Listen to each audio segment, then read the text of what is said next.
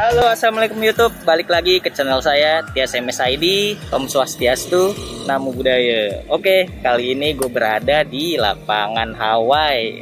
Namanya lapangan Hawaii, ya keren ya. Namanya kayak di luar negeri ya. Tapi ini ada di Beji Depok dan sekarang gue bersama Om Ogi nih. Om Ogi ini salah satu pilot pilot RC helikopter. Dan Om Ogi ini juga punya channel YouTube namanya Aina Drone Channel. Aina Drone Channel. Oke. Kali ini gua ngevlog bersama Om Ogi. Mau tahu gimana sih cara nerbangin RC heli bagi para pemula, apalagi saya belum pernah sama sekali nerbangin RC heli. Kalau untuk drone sih saya pernah, tapi untuk RC heli belum pernah. Karena RC heli itu liar ya Om ya? Bukan main. Liar kayak kuda liar. Kuda liar. Iya. Mau nyobain soalnya RC heli itu seliar apa sih? Seliar kuda liar atau seliar apa? Sama kayak kuda lah liarnya. Ya. Ikutin channel saya terus. Dan saya mohon kepada kalian semua jangan skip video saya. Mohon supportnya channel Tias MSID. Oke, ikutin saya terus. Dah. Om, ini jenis helikopter apa Om? Ini jenis helikopter merek lain. Jenisnya T-Rex 250.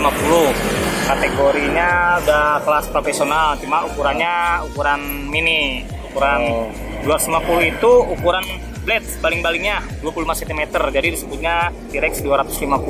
Oh gitu. Dia juga ada kode ada kategori sport, ada kategori pro nya juga. Jadi kalau yang SE ini masuknya sport. Sport apa bedanya dengan pro? Yang sport itu di tail boomnya nih ekornya, dia masih menggunakan tali bel. Kalau yang pro dia udah pakai torque tube. Bahasanya istilahnya gardan lah kalau mobil, jadi kita nggak bingung. Kalau yang pro itu pakai gardan, kalau yang sport masih pakai bel. Karet bel, gitulah kira-kira. Sekarang kita mau coba test flight. Kita buka kelengkapannya. Jadi keren banget. Semoga gue bisa beli nih. Amin, amin. Yang penting lagi semoga bisa mainnya. Iya. Bisa beli kalau nggak bisa main, cuma jadi barang pajangan doang Om. Enteng ya Om? Oh iya, enteng ya. Oh iya. Ini bentuk helikopternya. Gue baru kali ini megang helikopter kelas pro yang versi mininya. Keren. Untuk harga kisaran 4 jutaan ARF ya, atau sebutannya BNF yang belum paham ARF. ARF itu Assembly Ready Fly. Jadi hitungannya buat kit aja, sudah ada motor sama elektroniknya, harganya kisaran 4 jutaan. Kalau remote-nya terpisah, kalau pakai tipe 6 channel yang standar paling rendah, harganya kisaran 2 juta. Karena yang 8 channel harganya kisaran 4 jutaan. Tapi rekomendasi buat pemula 6 channel udah cukup, yang T6J udah standar, udah bisa. Nggak mesti yang mahal-mahal. Karena masalah budget sekarang ya, kita berat. Mau main nggak perlu mahal-mahal, asal udah mencukupi, udah enak hati kita. Berarti helikopter 4 juta, remote 4 juta, 8 juta dong. Ya, kurang lebih seperti itu. Nyerah saya. Pasang baterai. Ngeri. Pengen nyobain tapi ngeri. Gak mau nyobain yang gede, yang kecil aja. Ini cara masang? Cara masang baterainya. Iya, kita pasang soketnya. Di sini udah ada double tip kayak strap sepatu modelnya tuh, sepatu anak sekolah. Biar nggak pas ya? Iya, biar dia nggak kendor. Untuk lebih safety-nya ada talinya lagi. Iya, di double. Biar lebih aman.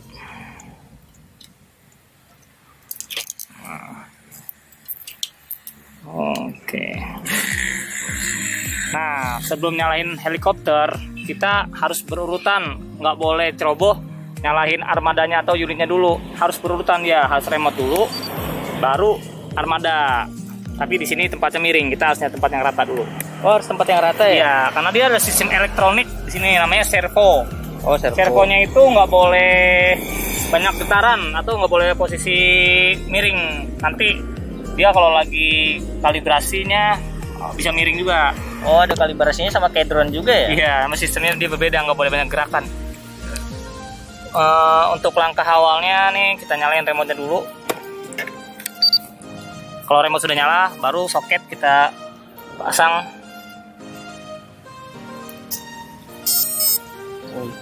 Geraknya juga hampir sama drone ya? Tuh, ditunggu sekitar 20 detik untuk ada koneksisasi antara remote dan sinyal, dan sekaligus dia membaca sistem elektroniknya.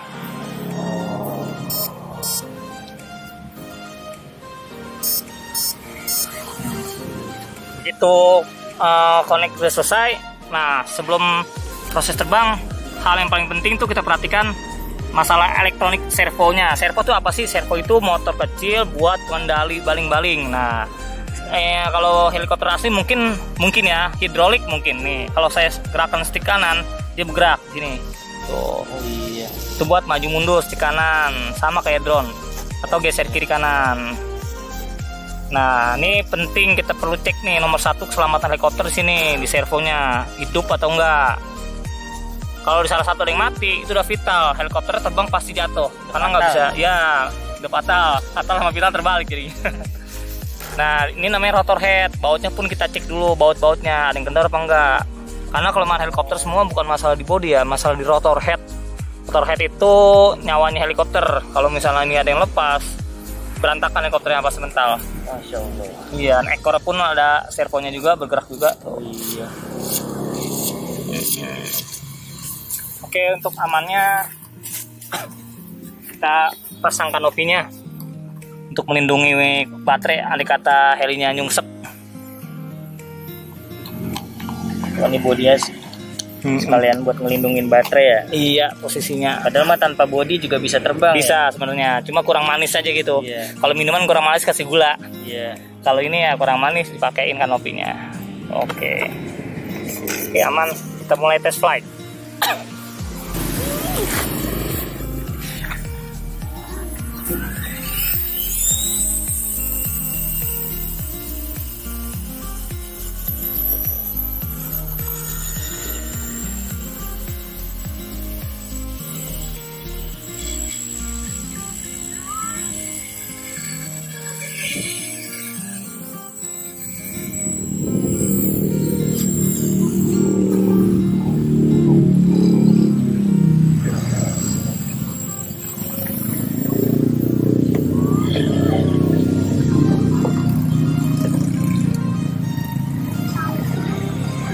Ini Om Ogi pilotnya, pilot RC Heli profesional, lagi nerbangin helinya.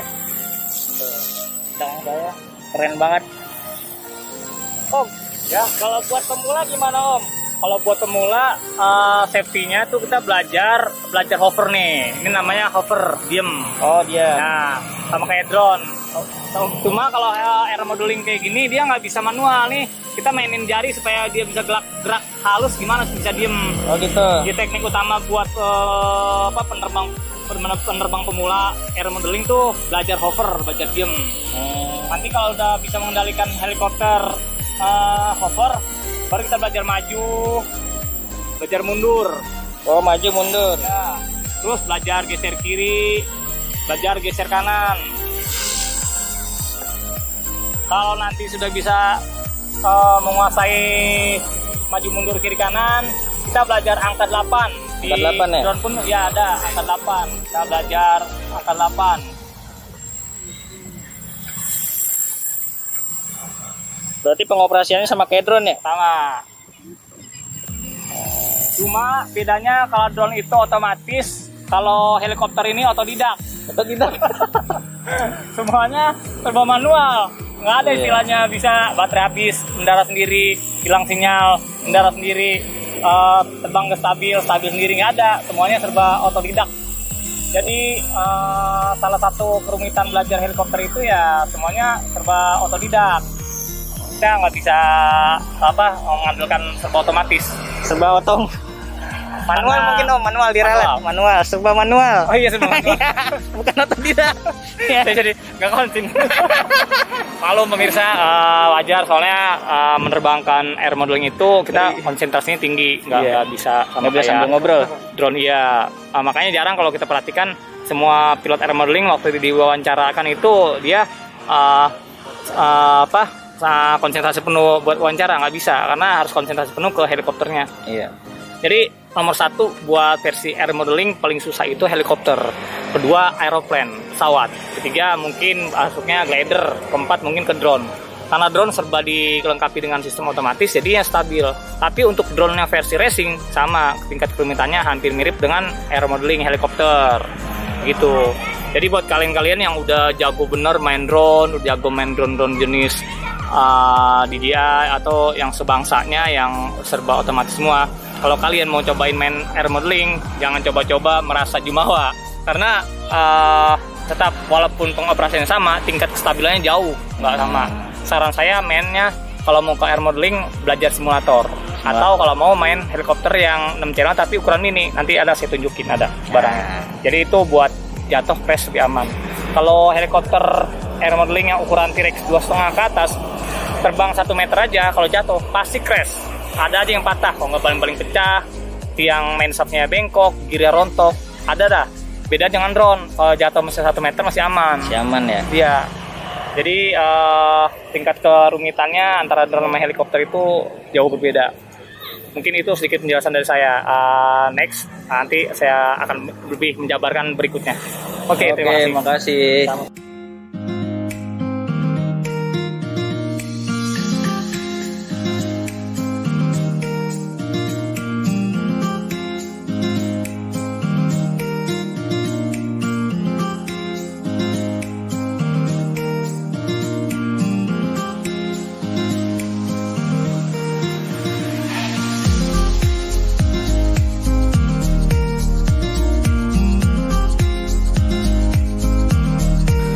Ya itu tadi Om Ogi habis terbang dengan RC helinya yang T-Rex.